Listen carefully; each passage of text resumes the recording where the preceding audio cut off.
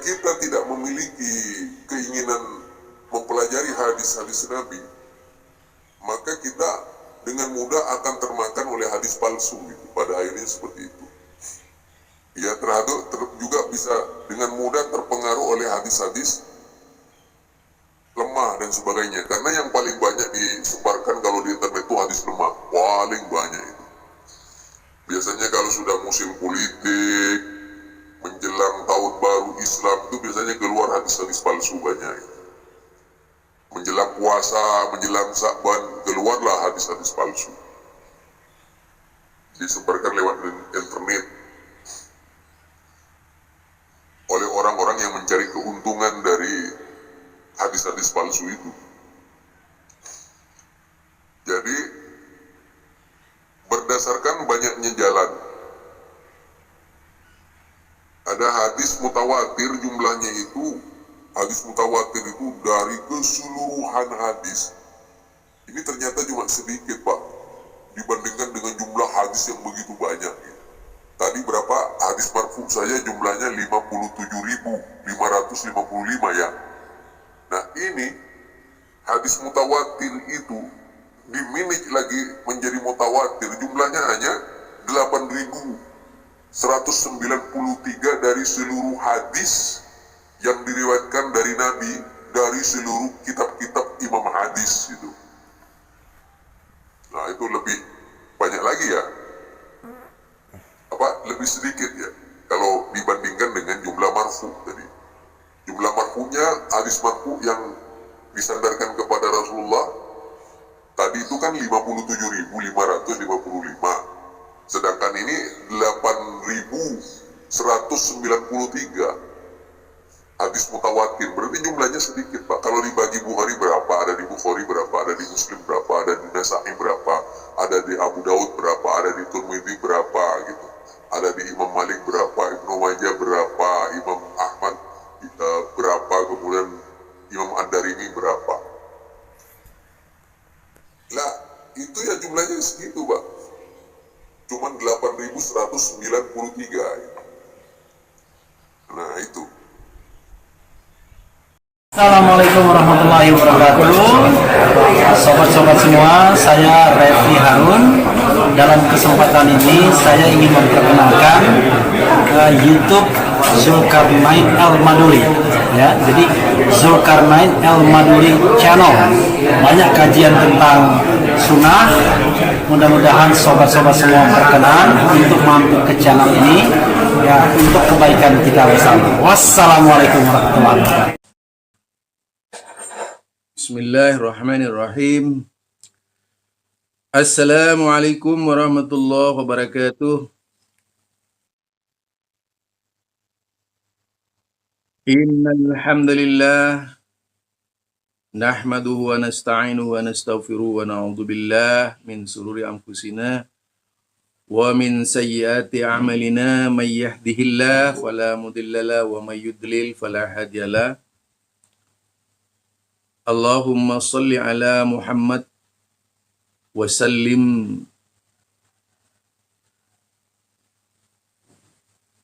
wa sallama tasliman katsira.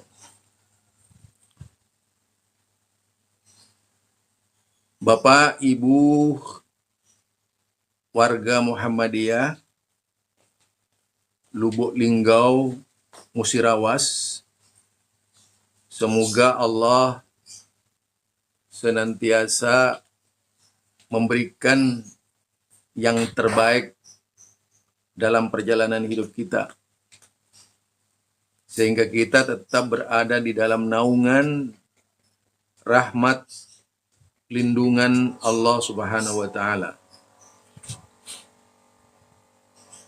Karena tidak ada yang paling kita inginkan melainkan kalau kita bisa mendapatkan ampunan atau maufirah Allah Subhanahu wa Ta'ala.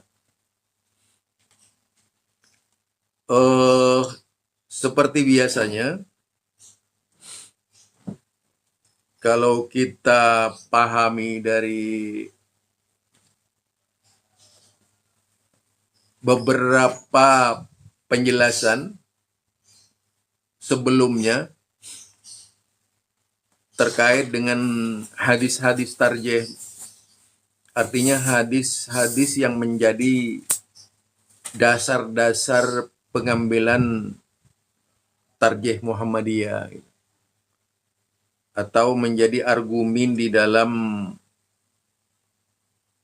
menentukan fatwa ataupun memberikan jawaban terhadap suatu masalah yang terjadi di Muhammadiyah. Bermakna bahwa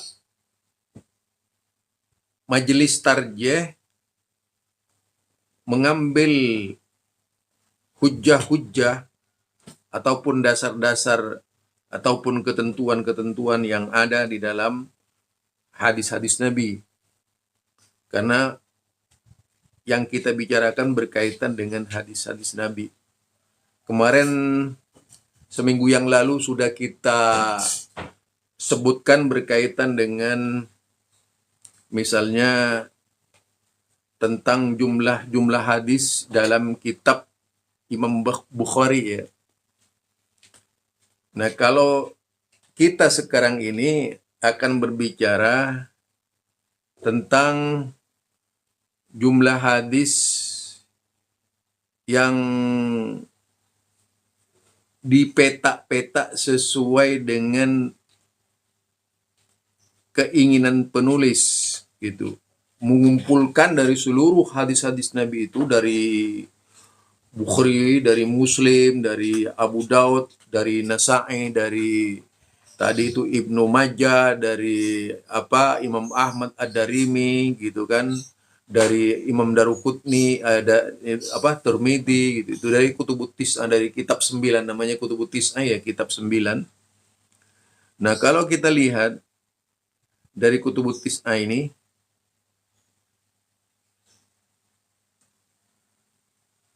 masih dibagi lagi. Kemarin tuh ada yang dikenal dengan hadis qudsi,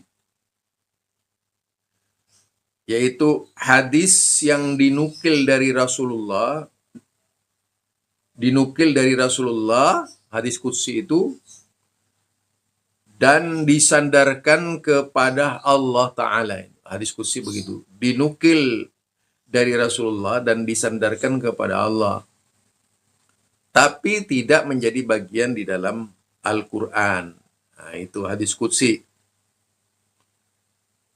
Jumlah hadis yang diriwayatkan ini terdapat sekitar yaitu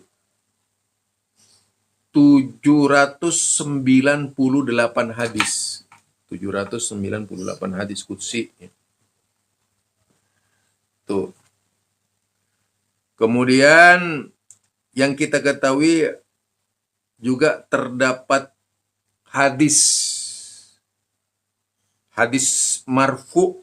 Nah, hadis marfu ini biasanya adalah bersifat, kalau marfu itu hadis yang disandarkan kepada Rasulullah. Jadi hadis marfu adalah yaitu suatu sikap, perbuatan, ketetapan, juga sifat-sifat berkaitan dengan Rasulullah Sallallahu Alaihi Wasallam, apa saja yang melukiskan perkataan Rasulullah dan melukiskan gerak-gerik Rasulullah itu disebut hadis marfu. Ya, asalkan runtun dari Nabi sampai kepada orang terakhir, yaitu para mukharrij.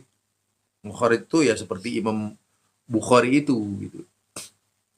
Nah, jumlah hadis marfu ini dari keseluruhan hadis, kalau dikumpulkan itu, dari keseluruhan hadis, jumlahnya lumayan banyak, Pak. Kalau kita taunya di Imam Bukhari itu hanya 7.800, 5.362 Muslim itu. Nah, kemudian ini kalau bisa sekalian nanti dihafal lah. Dihafal sedikit-sedikit, jumlahnya sekian. Yaitu hadis marfu 57.555. Gampang aja ya, 50.755. Jadi 57.555. Itu hadis marfu jumlahnya. Apa yang ada di Bukhari, yang ada di Muslim, yang ada di Abu Daud, Imam Nasa'i gitu, kemudian ada di Ibnu Tirmidzi, Ibnu Majah gitu kan.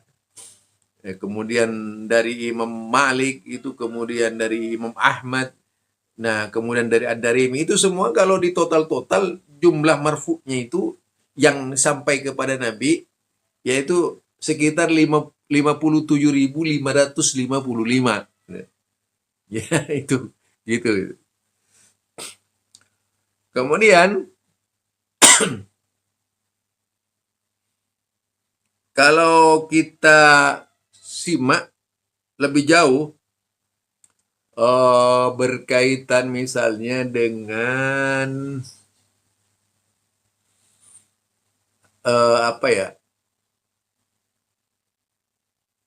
berkaitan misalnya dengan hadis mauquf. Ya. Jadi sekarang hadis mauquf. Hadis mauquf ini juga lumayan banyak loh, Pak. Kalau kita telaah di dalam hadis-hadis Rasulullah Sallallahu Alaihi Wasallam yang terkumpul dari 9 kitab hadis tadi itu, yaitu artinya perkataan, perbuatan, ya, atau takrir yang disandarkan kepada sahabat, itu mauquf namanya. Mereka sebutkan kadang-kadang qala Rasulullah, tabi'in, qala Rasulullah Sallallahu Alaihi Wasallam. Padahal hadis mauquf itu disebutlah mestinya sahabat. Tapi kemudian ciri-cirinya hadis mauquf itu begini, Pak. Seorang tabi'in yang bersabda, yang berkata, misalnya seorang tabi'in yang berkata, qala Rasulullah Sallallahu Alaihi Wasallam. Nah, padahal tidak pernah Rasulullah yang bilang begitu, itu dia dengar dari sahabat. Perkataan itu ternyata adalah perkataan sahabat. Karena tidak mungkin seorang tabi'in meriwayatkan hadis dari Rasulullah itu.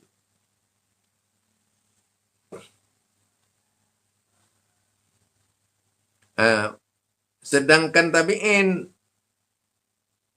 ada lagi yang disebut itu jumlah hadisnya tadi hadis mauquf, jumlah hadis yang ada itu 2574 yang ada di Kutubut Tis'ah itu.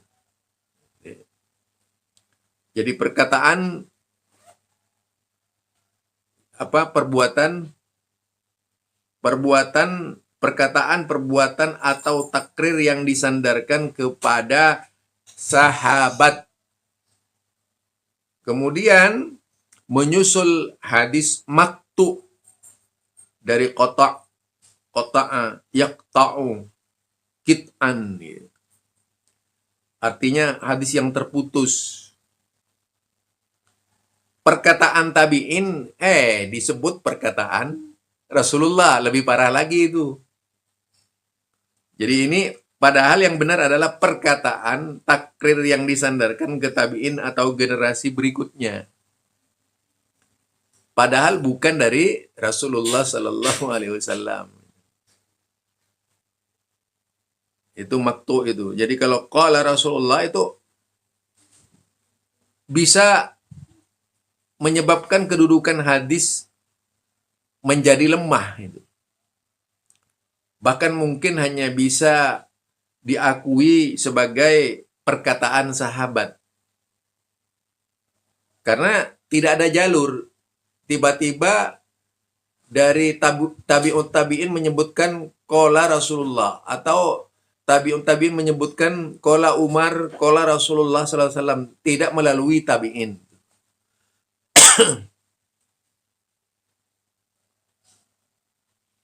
Kemudian ada hadis lagi yang disebut dengan jumlah hadis maktu ini adalah yaitu 1242. Jadi 1242. 200 apa? 42. Dan kalau kita telaah jauh, lebih jauh lagi itu ada yang disebut dengan hadis mursal. Jadi kita pahami itu Pak, hadis mursal. Yaitu disandarkan kepada Nabi tanpa menyebutkan sahabat yang menceritakan. Ini mursal namanya. Nah, bisa lemah hadis ini, Pak.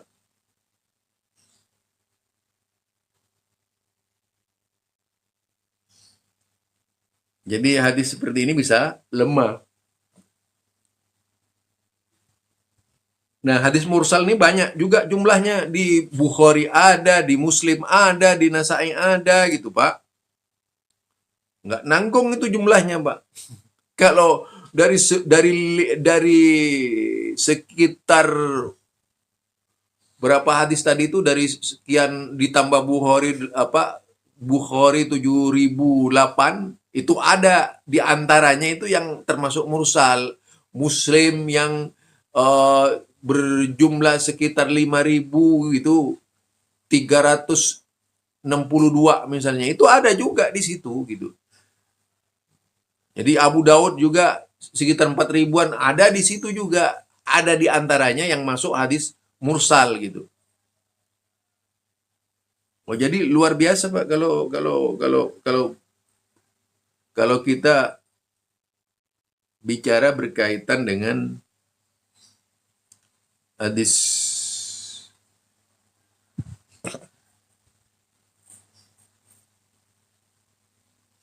Kalau kita itu berbicara berkaitan dengan hadis tadi itu.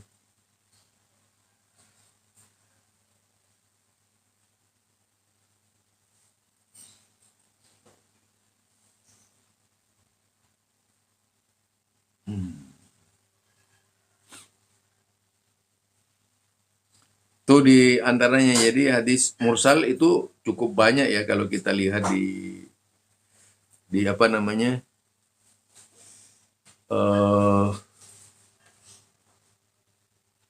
di kitab imam, di berbagai kitab para imam hadis gitu ya. Dan tentunya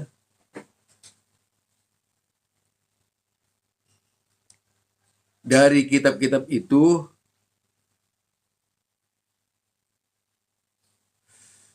ini ada hadis mursal, di antaranya ini hadis mursal dalam kitab Imam Bukhari ya. Jadi yang pertama adalah, bayangkan Pak, ini hadis mursal Pak.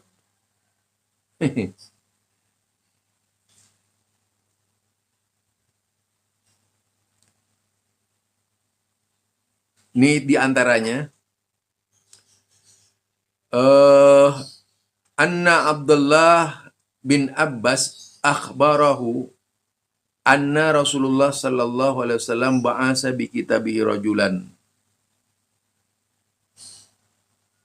Kemudian Anna Ibnul Musayyab qala fada'a alaihim Rasulullah sallallahu alaihi wasallam ayyumazzaku kullu mumazzakin. Nah, di dalamnya ini terdapat apa namanya, perkataan yang tadi menggunakan perkataan mursal ya.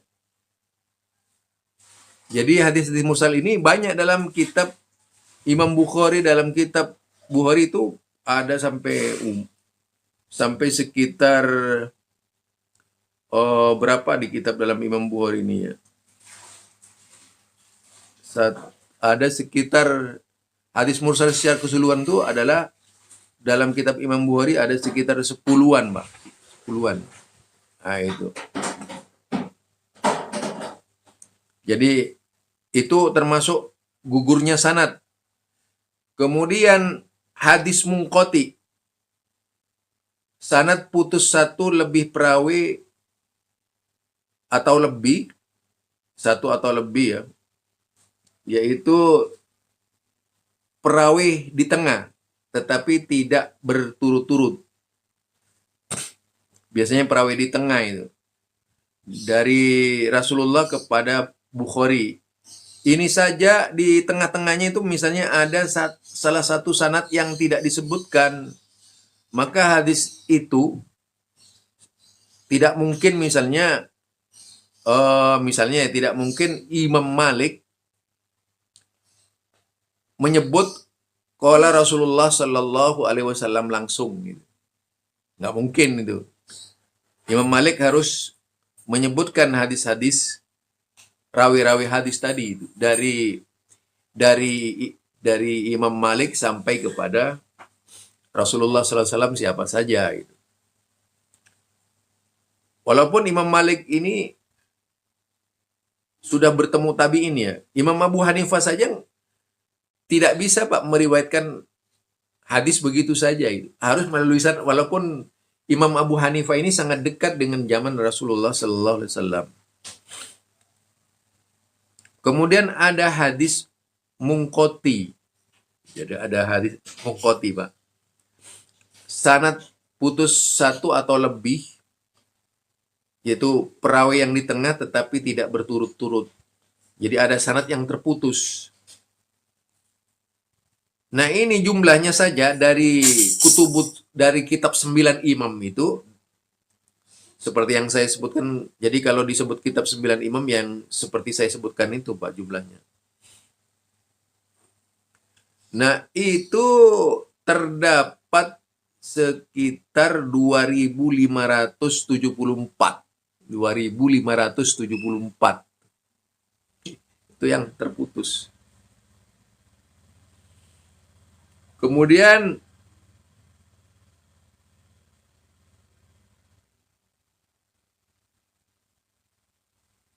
hadis mungkoti ini 2737 Pak.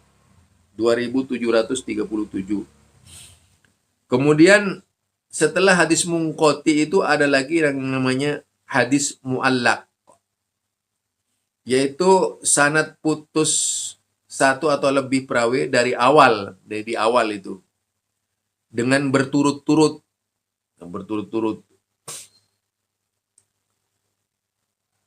sehingga kedudukan hadis itu ngaco gitu Pak. Nah, ini memang perlu penjelasan lebih rinci lagi berkaitan dengan hadis muallaq, dan ini banyak kita jumpai di dalam hadis-hadis Rasulullah Sallallahu Alaihi Wasallam. Jika kita tidak memiliki keinginan mempelajari hadis-hadis Nabi, maka kita dengan mudah akan termakan oleh hadis palsu gitu. Pada akhirnya seperti itu. Ya, juga bisa dengan mudah terpengaruh oleh hadis-hadis lemah dan sebagainya. Karena yang paling banyak disebarkan kalau di internet itu hadis lemah. Paling banyak itu. Biasanya kalau sudah musim politik, menjelang tahun baru Islam, itu biasanya keluar hadis-hadis palsu banyak itu.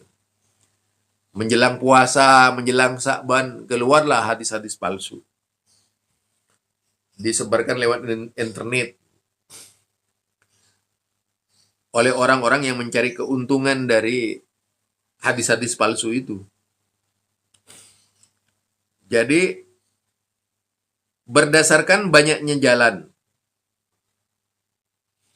ada hadis mutawatir, jumlahnya itu, hadis mutawatir itu dari keseluruhan hadis, ini ternyata cuma sedikit Pak, dibandingkan dengan jumlah hadis yang begitu banyak. Gitu. Tadi berapa? Hadis marfu saja jumlahnya 57.555 ya. Nah ini, hadis mutawatir itu, diminij lagi menjadi mutawatir, jumlahnya hanya 8.193 dari seluruh hadis yang diriwayatkan dari Nabi dari seluruh kitab-kitab imam hadis itu. Nah, itu lebih banyak lagi ya. Lebih sedikit ya kalau dibandingkan dengan jumlah marfu tadi. Jumlah marfunya, hadis marfu yang disandarkan kepada Rasulullah tadi itu kan 57.555. Sedangkan ini 8.193 hadis mutawatir. Berarti jumlahnya sedikit, Pak. Kalau dibagi Bukhari berapa? Ada di Bukhari berapa? Ada di Muslim berapa? Ada di Nasa'i berapa? Ada di Abu Daud berapa? Ada di Tirmidzi berapa? Gitu. ada di Imam Malik berapa, Ibnu Majah berapa, Imam Ahmad berapa, kemudian Imam Ad-Darimi berapa. Lah, itu ya jumlahnya segitu, Pak. Cuman 8.193. Nah, itu. Kalau kita ingin berbicara berkaitan dengan hadis-hadis Nabi. Jadi hadis mutawatir ini memang sulit. Tapi ada juga yang mutawatir matan. Atau bisa disebut mutawatir sanad. Mutawatir watan ini yang paling utama, Pak, datang dari seluruh imam-imam hadis tadi. Seluruh imam datang dari seluruh beberapa sahabat, 10 sahabat lebih itu matanya sama. Matanya sama semua itu. Berbeda-beda sahabat tapi matanya sama. Ada yang mutawatir sanad. Mutawatir sanad ini misalnya dari Ibnu Abbas. Hadis itu sebenarnya ahad. Nah, diriwayatkan oleh banyak orang. Contoh hadisnya Ibnu Umar misalnya. Hadis Umar, hadis Jibril itu. Tapi karena hadis ini adalah prinsip pokok hadis akidah itu, sebenarnya hadis Jibril ya kalau dipelajari itu, Pak,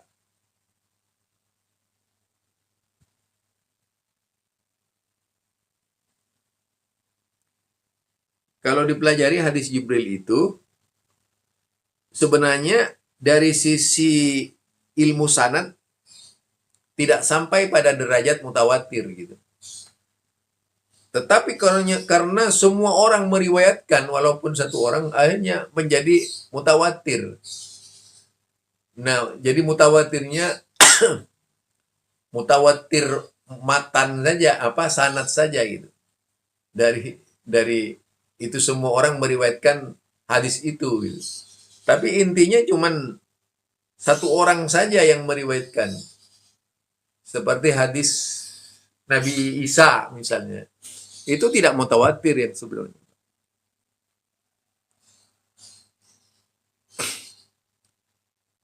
Kemudian yaitu terkait Al-Quran, apakah itu yang menjadi asbabul nuzul Al-Quran atau menerangkan tentang maksud Quran. Ini terdapat 4.387 hadis. Apakah itu tentang asbabul nuzulnya Al-Quran misalnya, atau menerangkan maksud fikihnya Al-Quran, yaitu ada 4.387 hadis. Lumayan banyak ya. Walaupun kadang-kadang tumpang tindih itu. Itu, Pak, kalau mendalami terkait dengan hadis-hadis dari hadis Rasulullah Sallallahu Alaihi Wasallam. Dan kalau kita lihat tuh di dalam hadis-hadis Nabi memang diperlukan kemampuan dan kepekaan kita memahami setiap hadis yang diriwayatkan oleh para ulama hadis. Orang yang sekedar mengandalkan membaca hadis biasanya tidak banyak muncul ide untuk mengetahui hadis yang sebenarnya. Yang penting ada hadis. Biasanya inilah yang akan menjadi korban kebohongan-kebohongan dari para pengasong hadis palsu tadi, pengasong hadis dhaif. Itu yang kalau kita teliti, kalau kita telaah, kalau kita pahami dari sekian banyak hadis, Pak. Sekarang ini karena hadis-hadis palsu ini beredar, Termasuk hadis tentang kopi misalnya itu. Mimpinya Habib kemudian dijadikan acuan qahwa atau gahwa kata mereka itu. Jadilah berlomba-lomba umat beli kopinya Habib. Padahal hadis palsu itu, karangan sendiri. Jadi ada lagi hadis minyak harum, wewangian. Kalau kita pakai wewangian memang sunnah. Tapi ketika bisnis minyak harum tadi Pak, itu lain lagi. Kalau bisnis minyak harum itu.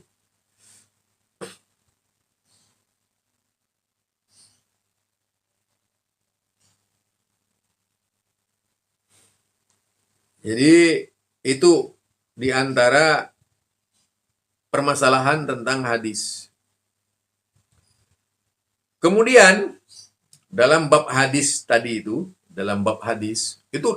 ulama itu membagi-bagi lagi, mengklasifikasi dari hadis-hadis, berbagai macam hadis tadi yang sudah saya sebutkan, itu masih dibagi lagi Pak. Misalnya berdasarkan tema iman, ya berdasarkan tema tema iman. Secara tematik ini ada 18.921 hadis yang berkaitan dengan iman. Berkaitan dengan iman. Nah, hadis ini ada pada kutubut tis'ah semuanya. Kemudian berkaitan dengan ilmu. Itu. Jumlahnya 11.875. Jadi 8.000 yaitu 18.000 yaitu berapa? 875. Itu tentang ilmu.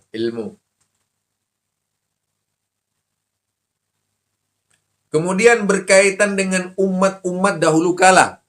Jadi berkaitan dengan umat-umat dahulu kala. Itu ada 2.860 yaitu 5. 2.865 berkaitan dengan kisah umat-umat dahulu kala. Ya, kisah Nabi dan sebagainya gitu.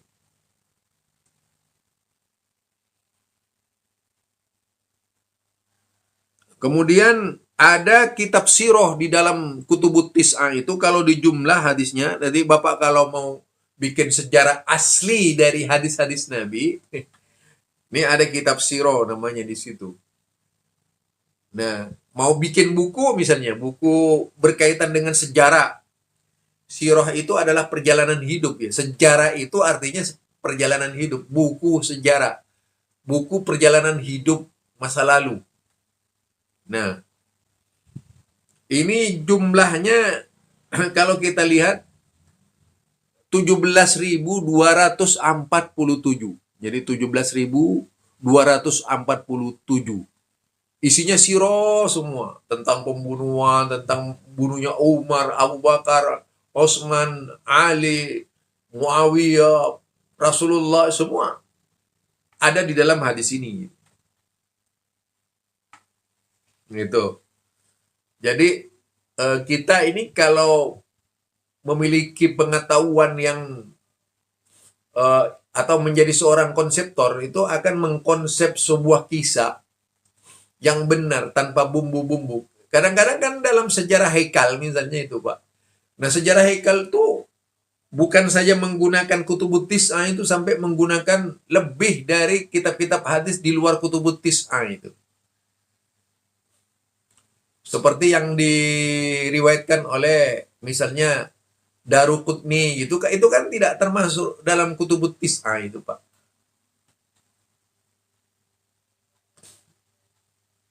Atau kitabnya Imam Tabrani itu kan tidak termasuk ke dalam kutubut tis'ah.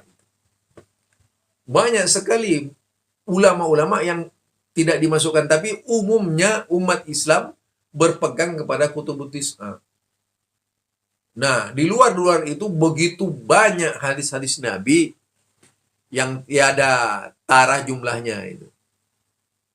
Itu pun bisa diketahui sahih tidaknya, termasuk tadi hadisnya siapa? Ibnu Hibban dan sebagainya. Nah, itu kalau kita lihat berkaitan dengan Al-Quran, khusus berkaitan dengan Al-Quran, itu terdiri dari 5.902. Alhamdulillah. Jadi isinya yang membicarakan tentang Al-Quran, membicarakan isinya Al-Quran dan sebagainya, itu dibicarakan semuanya itu. Diangkat terkait ya turunnya Al-Quran, maksud-maksud di dalam Al-Quran, fikih Al-Quran dan sebagainya itu disampaikan oleh Rasulullah Sallallahu Alaihi Wasallam kepada sahabatnya.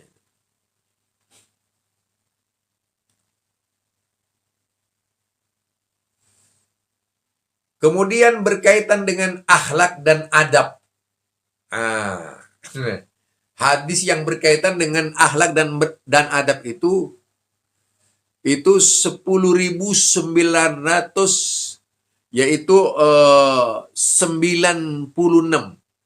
10.996 jumlahnya itu, Pak.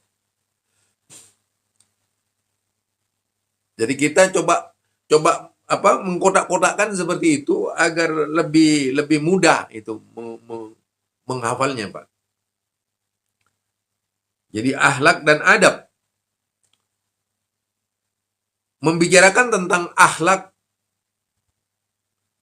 yang disebut dengan ahsanul khuluq itu misalnya.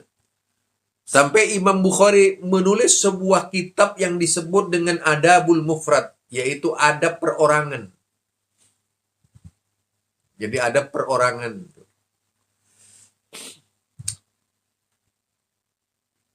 Kemudian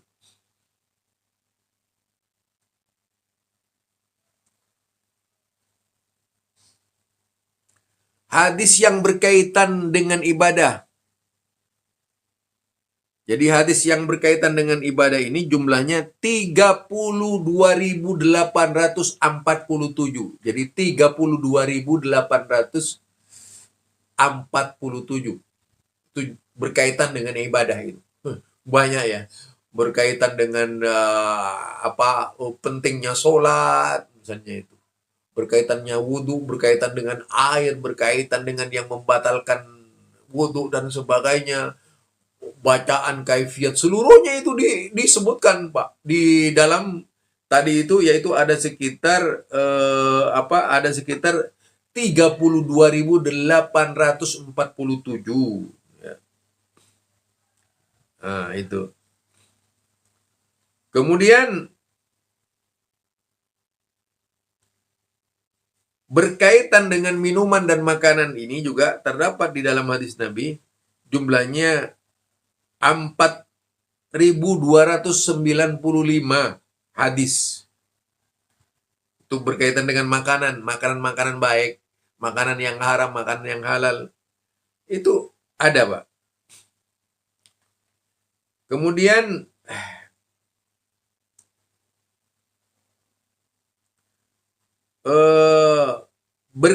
berkaitan dengan minuman dan makanan ini jumlahnya 4.295 hadis. Kemudian yang berkaitan dengan pakaian dan perhiasan jumlahnya 3.505 hadis. Khusus berbicara pakaian. Pakaian muslim.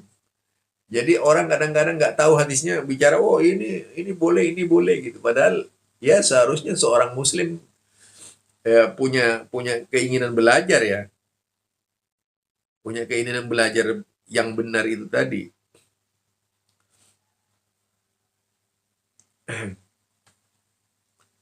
Kemudian yang berkaitan dengan masalah kepribadian individu. Wah, ini masalah rahasia pribadi ini. Kalau diklasifikasikan begitu, Pak, jumlahnya. Itu ada 5.880 hadis. Jadi 5.880 hadis berbicara tentang individu.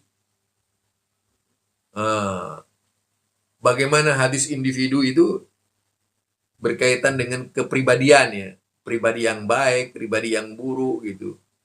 Hati yang kotor dan sebagainya gitu. Itu semuanya ada di situ tuh. Orang yang gampang dongkol misalnya ada di situ. Nah, yang berkaitan dengan muamalat, kehidupan kita sehari-hari, ini lumayan banyak Pak jumlahnya, yaitu 7.479. Jadi 7.479 hadis berkaitan dengan muamalat. Keperluan-keperluan sehari-hari, itu kegiatan kita, kegiatan sosial dan sebagainya. Kemudian berkaitan dengan keputusan hakim dan hukum-hukum gitu ya. Nah, itu jumlahnya terdiri dari 3.122 hadis. Jadi 3.122 hadis. Jadi misalnya kita lihat di dalam ketentuan-ketentuannya berkaitan dengan hadis tersebut tuh keputusan hakim dan hukum-hukum, kita akan membaca bagaimana sepatutnya menjadi hakim yang adil misalnya itu. Kemudian terkait dengan ketentuan-ketentuan bagi waris, harta waris dan sebagainya gitu.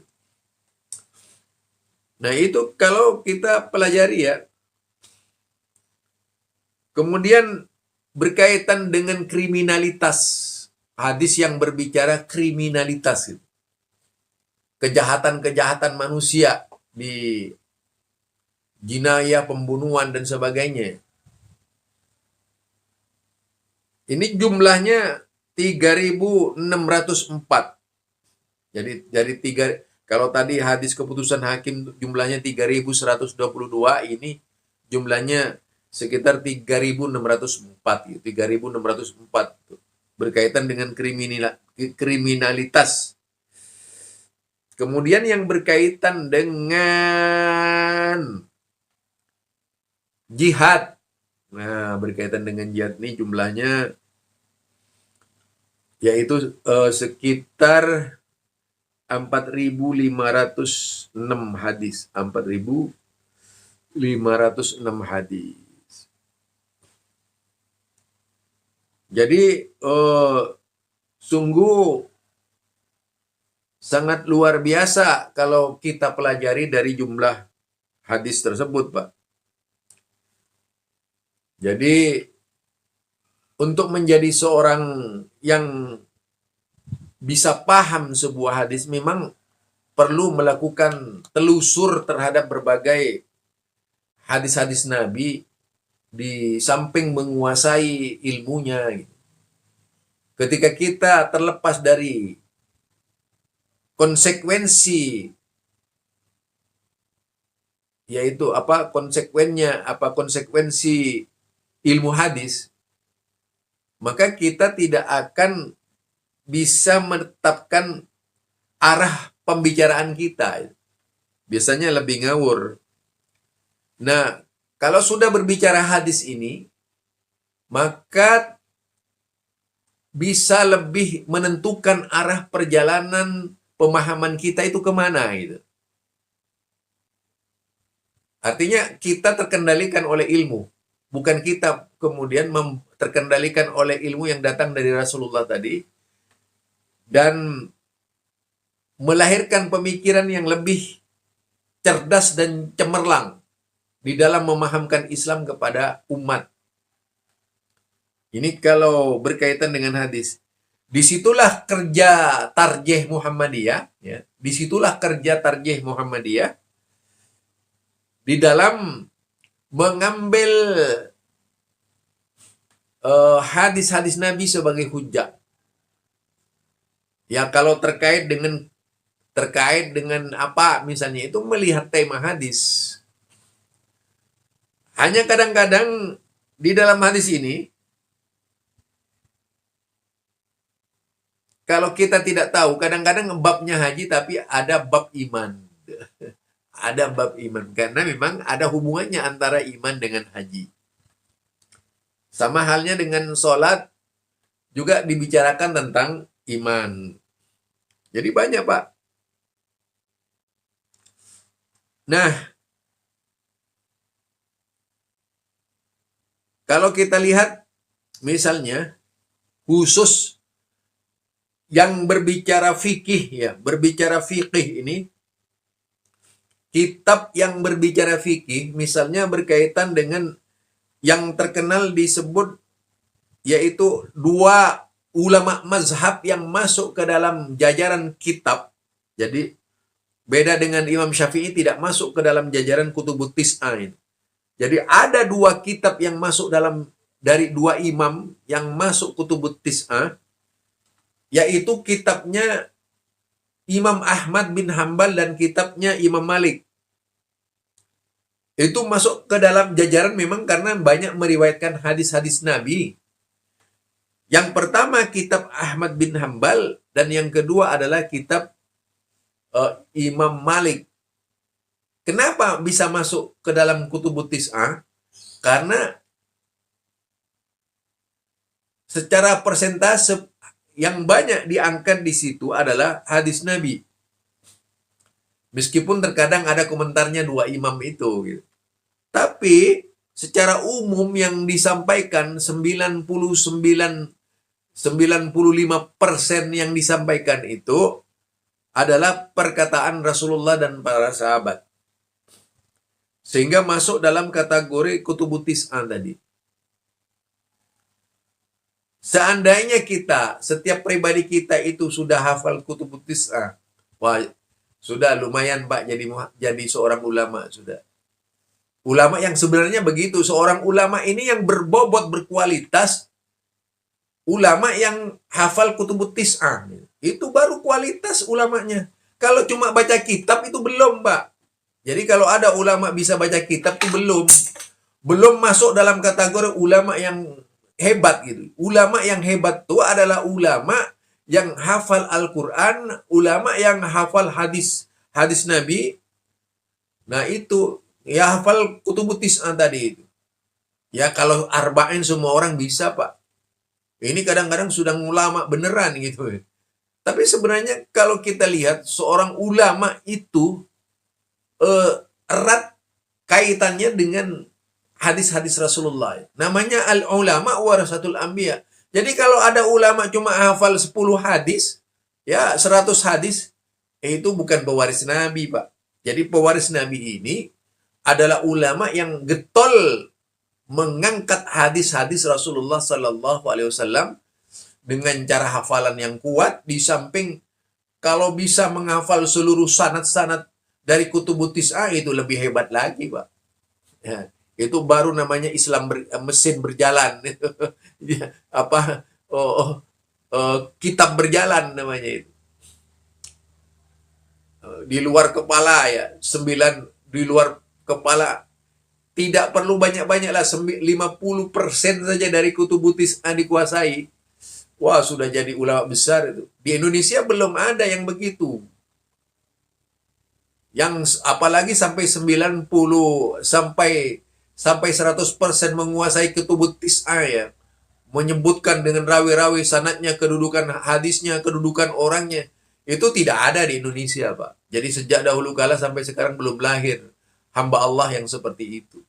Kebanyakan mereka paling tinggi itu hafal ya satu kitab hadis saja itu misalnya Bukhari Muslim. Yang paling banyak hafal itu ada paling banyak ya dari kalangan ulama-ulama lokal kita itu ya paling banyak hafal itu adalah kitab Al-Muwatta. Bagaimana kita bisa menghafal kitabnya Imam Ahmad bin Hambal? Jumlahnya 26 ribu lebih itu misalnya. Kalau kita tidak punya kemampuan menghafal, yang disebut hafal, Pak, itu bukan hanya matannya, tapi juga orang-orangnya, Pak. Itu baru hafal bener gitu. Nah, itu ya, itu lebih hebat. Di Indonesia ini belum ada. umumnya di kita aja itu lebih banyak membaca gitu ulamanya itu.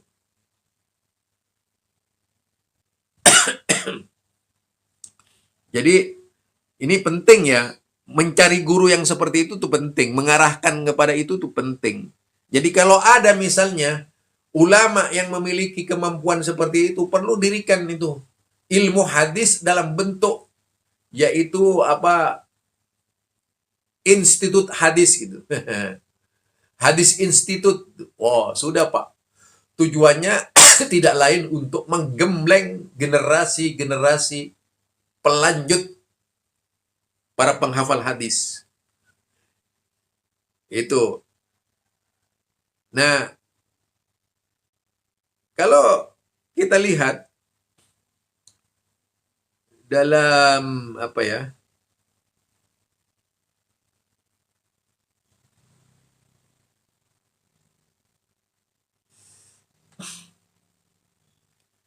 Dalam kitab Al-Muwatta Imam Malik tadi itu, yang yaitu jumlahnya berapa? 1000, masih ingat ya? 1595 hadis tuh jumlahnya.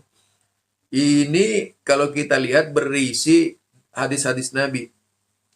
Misalnya berkaitan dengan waktu-waktu sholat, tohara, sholat, sujud sahwi, Jumat, sholat di bulan Ramadan, sholat malam, sholat berjamaah, mengkasar sholat saat safar 2 hari raya, salat hauf, salat gerhana. Itu jumlahnya yaitu tadi. Cuma 1500 lebih ya, sedikit saja itu. Hafal itu sudah luar biasa, Bapak bisa menjadi ulama se-Sumatera itu.